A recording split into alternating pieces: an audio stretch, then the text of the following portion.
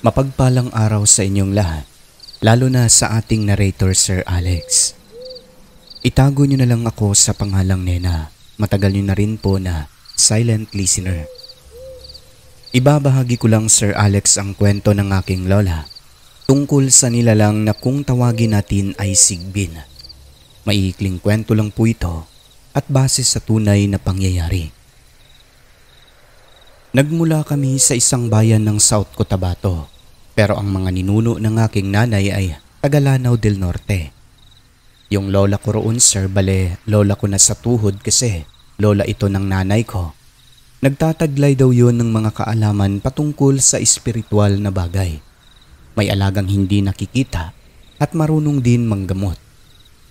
Pagkukwento pa ni mama, namatay na lang daw yung lola namin sa tuhod. Hindi nila ito nabisita sa kadahilan ng malayo ang lugar na yon, tapos hirap din noon pagdating sa pera. At dahil matagal na ngang panahon na hindi nabibisita nila mama ang mga kamag-anakan niya sa naturang lugar.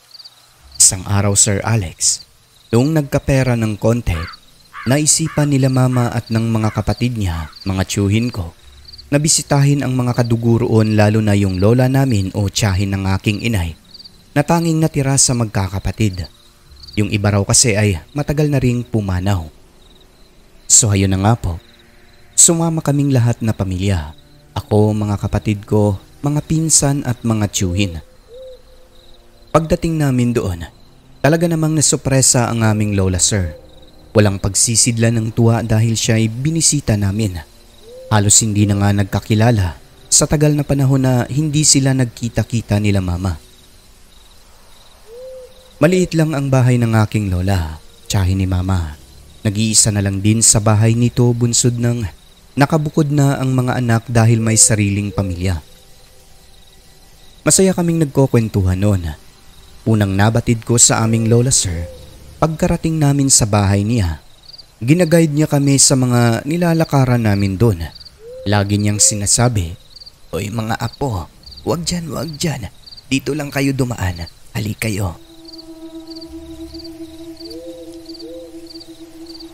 Mayroong maliit na kubo roon na puro mga bunga ng nyog ang nasa loob at maraming nagkalat ng mga uling sa labas. Nagtataka rin kami dahil hindi niya kami pinapalapit doon kasi may ahas daw. Pati sa silong ng bahay, binabawalan niya rin kami sir. So kami naman medyo natatakot din kasi yung buong paligid doon ay madamo rin talaga at maraming mga punong kahoy. Naririnig din namin si lola na parang may binubulong ng mga salita. Kumbaga, parang may kinakausap siya Sir Alex. Ang ilang katagang narinig ko sa kanya, "Diyan lang kayo, huwag kayo lumapit sa mga apo ko ha." Parang ako lang ang nakarinig sa amin nun, kaya taka rin talaga ako sir kasi wala namang tao nun sa may silong ng bahay. Ang isa pang nabatid ko nun, parang laging may nakatingin sa amin sa lugar na yon. Para bagang may katabi kang kung ano, parang may nakasunod na kung lilingunin mo ay wala namang tao. So hayon na nga po, kinagabihan habang kumakain kami sa mesa, dito na nagkwento ang aming lola. Dito namin nalaman na hindi lang pala panggagamot ang angking kaalaman ng aking lola sa tuhod o nanay nito, sapagkat may mga alaga di umano yon na hindi nakikita.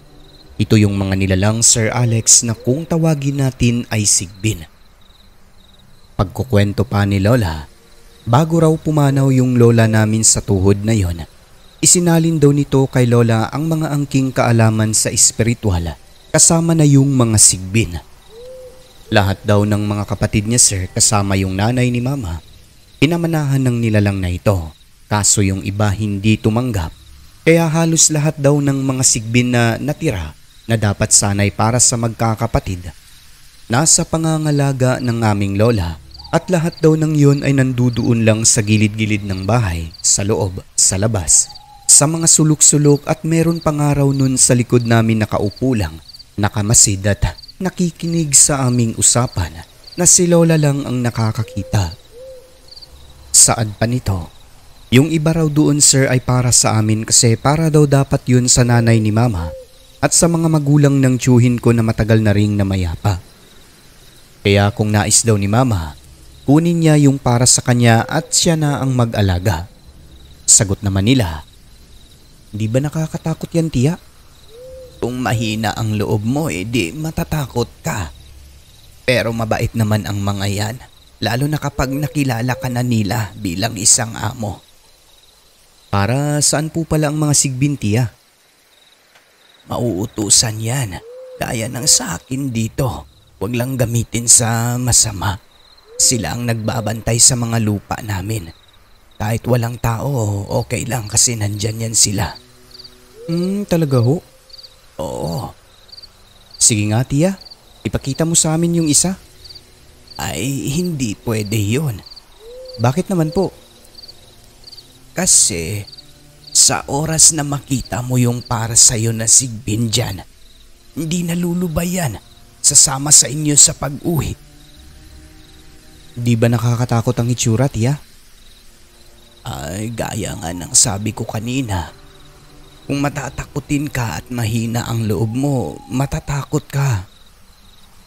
"Ganun ba, tiya? Ay di, wag na lang po. Di baling aso na lang yung bantay namin sa bahay." Lahat sila nun, Sir Alex, tumanggi sa alok ni Lola. Natakot kasi nga nakakakilabot daw talaga ang hitsura ng isang sigbin. Na kung si Lola pa, maihahalin tulad di umano ito sa isang aswang. Nang magtanong si Mama kung saan galing ang mga ito, sagot ni Lola, yung iba raw nun, sir, ay nakuha nila sa mga napasukong aswang sa lugar. Dati, marami umano talagang aswang doon. May mga taong pinipinsala at sa lola ko naman sa tuhod ang takbuhan kasi nga kilala rin ito sa lugar na marunong manggamot. Hanggang sa may nagalit sa kanya na isang aswang at binabalik-balikan daw talaga sila, Sir Alex, tapos binubulabog. Nagalit daw ito dahil nakikialam ang lola ko. Pero buhat ng matindi rin ang kaalaman ng aking lola, lahat ng mga sumubok sa kanila ay napasuko talaga. Yung pinakatanyag sa lugar, Sir Alex, napatay pa ng aking lolo sa tuhod ng minsang magkaengkwentro sila. At yung mga alaga nitong sigbin, kinuha raw nila lolo at lola hanggang sa dumami ng dumami ang mga ito. Tulad ng isang aso, nanganganak din daw ang mga sigbin. Sa mga kwento ng aking lola, Sir Alex, talaga namang kinilabutan kaming lahat. Hindi lang pala ako noon ang nakaramdam ng parang may presensya na hindi nakikita sa bahay niya, kundi maging ang mga pinsan ko, mga tiyuhin at nanay, pare-pareho po kaming nakaramdam ng ganon. Mga sigbin daw pala ito mula mismo sa bibig ni Lola. Lumalapit at sumusunod daw sa amin. Kaya pala pakiramdam ko may katabi ako, mga sigbin na pala. Samantala, natutuwa si Lola nun sa bunsong kapatid namin na babae. Lagi niyang kinakausap at laging bukang bibig na maganda ang kapatid ko na yun, Sir Alex. Noong pauwi na kami, nagpaalam na, paalis pa lang sa bahay nila Lola, bigla na lamang nagkalagnat ang kapatid ko na yon. So ang ginawa ni Mama, kasi baka nabati raw ni Lola buhat ng maitim ang dila nito, sir.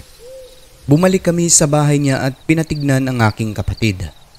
Ngumiti si Lola at humingi ng paumanhin kay Mama dahil nabati nga raw niya ang aming kapatid. Dito namin napatunayan na totoo rin pala ang tinatawag nilang mabati sa isang taong may maitim na dila. Dinasalan niya lamang ito, sir, at nilawayan ang tiyan.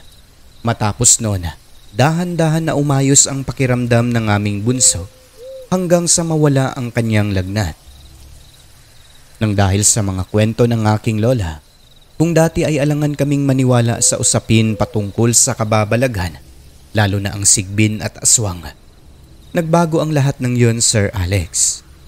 Tunay nga na ang mundo ay puno ng hiwaga at kababalaghan. May mga bagay na mahirap ipaliwanag, mahirap intindihin, ngunit tunay at umiiral.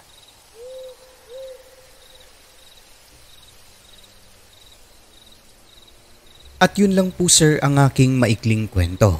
Sana'y nagustuhan nyo rin kahit na napakaikli lang. Lubos na gumagalang, Aka Nena ng South Cotabato.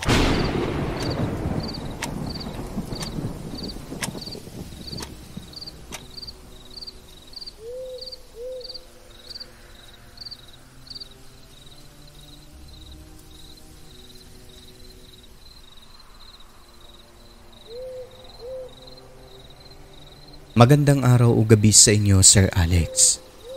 Tawagin mo na lang ako sa pangalang Kuya Aming. Itong kwento na ibabahagi ko, karanasan ko mismo sa nilalang na kung tawagin natin ay aswang.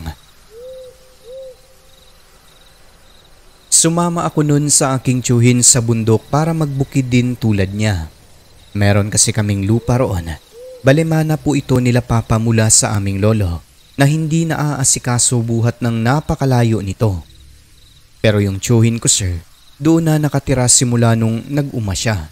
Kung hindi ako nagkakamali, higit 2 taon na siya noon na nagtatanim ng mga mais at kung ano-ano pa.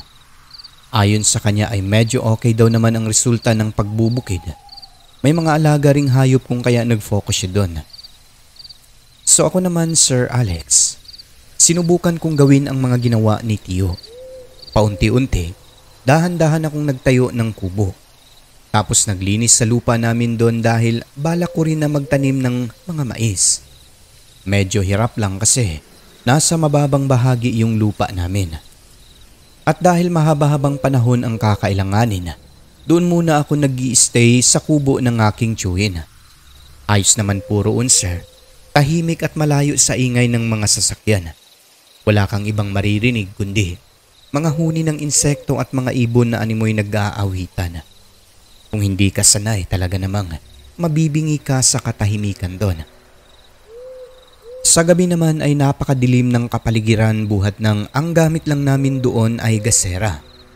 Kung minsan naman kapag minalas-malas mauubusan ng gaas, talaga namang napakadilim ng palibot. So eto na nga po. Minsan isang gabi, habang nakaupo kami ni Tiyo sa mesang maliit sa labas ng kubo, nakatanaw naman sa nagliliwanag na mga bituin sa kalangitan. Maya-maya nun, sir, ay may dumaan na lumilipad at humuhuni ito ng kapareho sa pato. Ang sabi ng aking tiyuhin, aswang daw ang dumaan na yon. Dagdag na sabi nito, may mga pagkakataon daw talaga na dumadaan ang nilalang na yon doon. Akala ko, sir, nagbibiro lang ang aking tiyuhin o kaya'y nananakot kasi pangiti-ngiti siya habang nagsasalita. Yung tatay ko kasi at si Tiyo, may similarity sila sa ekspresyon ng mukha na kapag nagsasalita ng mga usaping kababalaghan. Yun bang parang nagbibiro, sir, at hindi ka panipaniwala? So ako naman ay hindi talaga naniwala na totoo ang mga aswang kasi sa edad kong malapit na malagpasan ang kalendaryo nun. Hindi pa naman po ako nakakita ng tunay na aswang. Sa panakot siguro ng mga magulang noong kabataan, totoo, pero sa tunay na buhay ay wala talagang aswang. Seryoso, Tiyo? Nakakita ka na ng aswang? Oo, siyempre naman. Nakikita mo yung puno ng sampalok dyan. Ayan o. Opo. May namataan ako dati na dumapo bigla dyan. Pumuni pa. Kala ko pa nga pato eh. Pero nung inaninag ko, kasi maliwanag naman ang buwan nun. Oy, aswang. Dahil parang tao ang figura niya at may pakpak. Oo, talaga. Bibiro ka naman, Tiyo eh. Nasa sayo na yan kung maniwala ka o hindi. Hindi ba kayo natakot, Tiyo? Ay, hindi naman. Basta't wag mo lang din pakialaman ang mga yan, hindi naman mga ano. Ganun ba? Oo. At saka ang talas ng sanggot ko rito, mapuputol ang pakpak pag nagkamali. Hindi talaga ako naniwala sa aking tiyuhin, Sir Alex. Hanggang sa isang gabi noon, dito na tuluyang nagbago ang lahat. Galing kami noon sa baryo bumili ng mga pang-ulam-ulam at gabi na nakauwi sa kubo namin, Sir Alex. At dahil hindi pa napakain ni Tiyo ang kanyang alagang baboy, matapos namin makapaghapunan, dali-dali niyang pinuntahan sa baba at pinakain. Tanaw lang naman ang kulungan ng baboy, Sir Alex, mula sa kubo, pero malayo yun ng konti kasi nga pababa ito. At kaya niya doon inilagay ang kulungan ay dahil may tubig doon na umaagos. Kahit malayo, walang problema sa lugar na yon dahil walang magnanakaw. At yun na nga po, Sir Alex. Maliwanag ang buwan nun, malaki at bilog na bilog. Ako naman na medyo pagod pa, Humiga muna sa loob ng kubo habang naghihintay na makabalik ang aking tiyuhin. Makaraan ng ilang minuto, nakarinig ako sir ng huni ng pato na parang lumilipad. Pakiwari ko'y malaki ito kasi malakas ang pagaspas. Hanggang sa ilang sandali pa, merong dumapo sa puno ng sampalok at talagang nangilabot ako noon sa kadahilan ng humuhuni ng mahinang wak. Bumalik sa aking alaala yung mga kinuwento ng aking tiyuhin. Dala ng kuryosidad, Sir Alex, tumayo ako noon at sumilip sa bintanang walang takip. Sa maniwala kayo o hindi, may nakita akong nilalang Sir Alex na nakaakap sa puno ng sampalok. Ang punong yon ay halos walang mga dahon, payat pa ang katawan kung kaya. Kita ko talaga ang nilalang na tingin ko ay isang aswang na sinasabi ni Tiyo na dahan-dahang bumababa nun papunta sa lupa. Nanlaki talaga ang aking mga mata at nakaramdam ng panghihina sa takot na aking nadarama.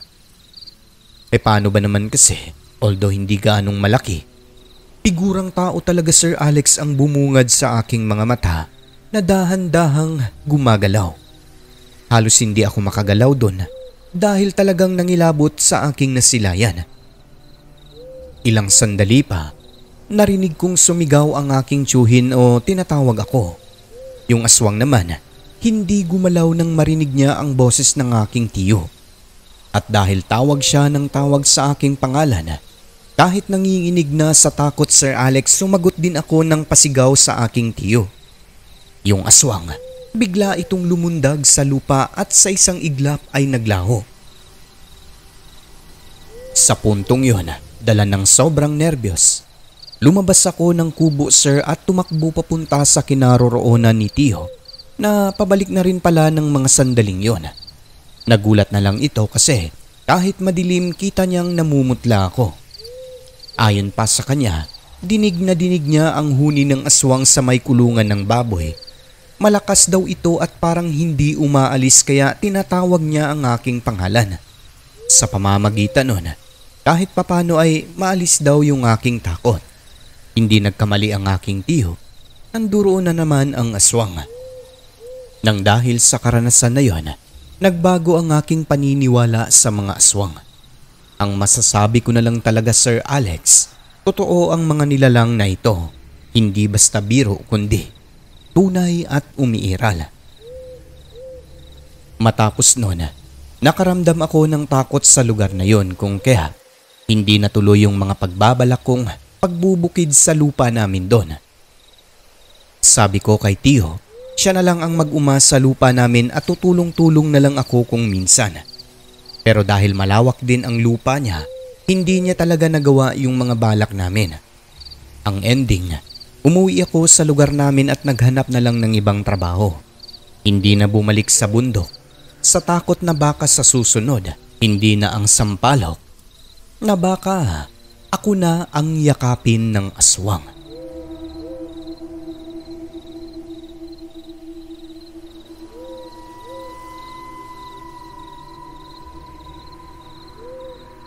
At yun lang po sir ang aking kwento. May babahagi pa po tayo pero sa susunod na lang ang iba. Hanggang sa muli. Kuya Aming ng Mindanao.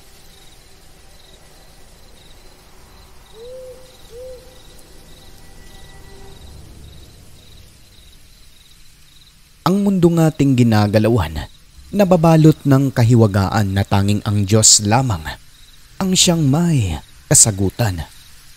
Ako po si Alex. Magandang gabi.